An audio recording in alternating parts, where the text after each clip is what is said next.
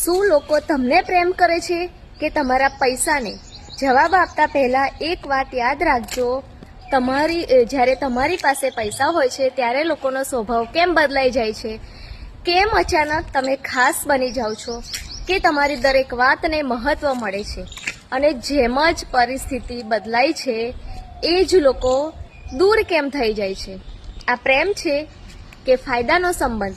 જો સંબંધ પૈસા પર ઊભો હોય તો એ સંબંધ નથી, એ સોદો છે.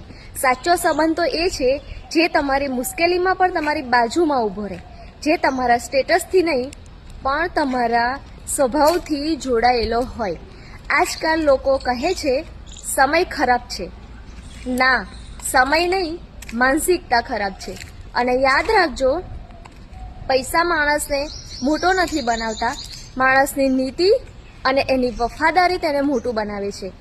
અને હવે તમે નક્કી કરો, તમારી આજુબાજુ જે લોકો છે એ ફાયદા માટે ઊભેલા છે